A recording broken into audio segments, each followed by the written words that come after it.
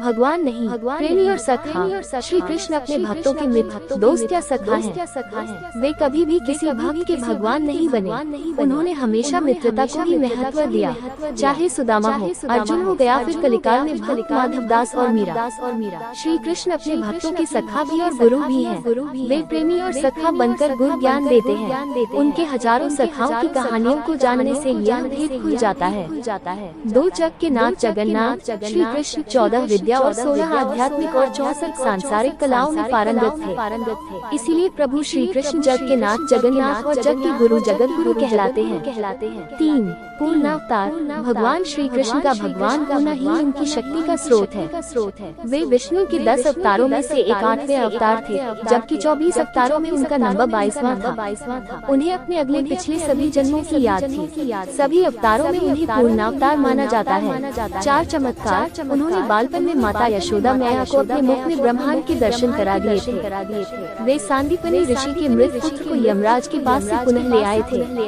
उन्होंने मथुरा में कुबरी कुब्जा को तक्षण ही ठीक कर दिया था। उन्होंने इंद्र का अहंकार चूर करने के लिए गोवर्धन पर्वत को अपनी चींटी अंगुली से उठा लिया था। उन्होंने धृतराष्ट्र की सभा में जब द्रौपदी का चीरहरण हो रहा था तब उन्होंने अपने चमत्कार से द्रौपदी की साड़ी लंबी कर दी थी। बर्बरीक का सिर काटकर एक स्थान विशेष पर रख दिया था जहाँ से वह युद्ध देख सके।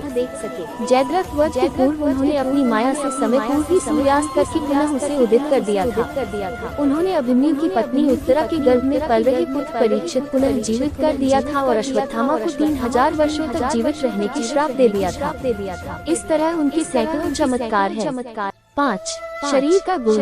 युद्ध के समय श्री कृष्ण की देह विस्तृत और कठोर हो जाती थी और नृत्य के समय कोमल। उनके शरीर से मादक गंध निकलती रहती थी। इस गंध को वे अपने गुप्त अभियानों में छुपाने का उपक्रम करते थे। ऐसा माना जाता है कि ऐसा इसलिए हो जाता था क्योंकि वे योग और कलारीपटु विद्या में पारंगत थे। 6 गीता का ज्ञान। दुनिया में वे ऐसे पहले व्यक्ति थे जिन्होंने युद्ध के मैदान में ज्ञान दिया, और वह भी ऐसा ज्ञान जिस पर दुनिया भर में हजारों भाष्य लिखे गए और जो आज भी प्रासंगिक है। असल में गीता को ही एकमात्र धर्म ग्रंथ माना जाता है।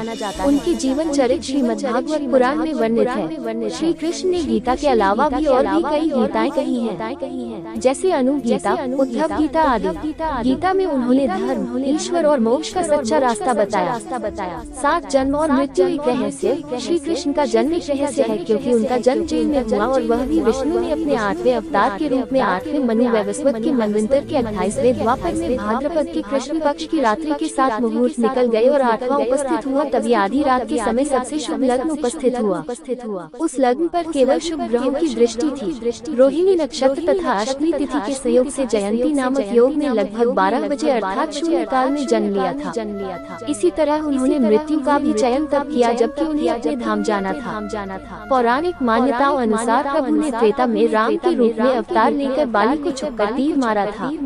कृष्ण अवतार के समय भगवान ने उसी बाली को जरा नामक बहेलिया बनाया और अपने लिए वैसी ही मृत्यु चुनी जैसी बाली को दी थी। 8 विराट स्वरूप। उन्होंने अक्रूर जी को अपना विराट स्वरूप दिखाया, फिर उद्धव को, फिर राजा मुचिकुंद को, फिर शिशुपाल को, फिर धृतराष्ट्र की सभा में, फिर अर्जुन को 3 बार विराट स्वरूप दिखाया। कहते हैं कि उन्होंने कलियुग में माधव दास को भी अपना विराट स्वरूप दिखाया था।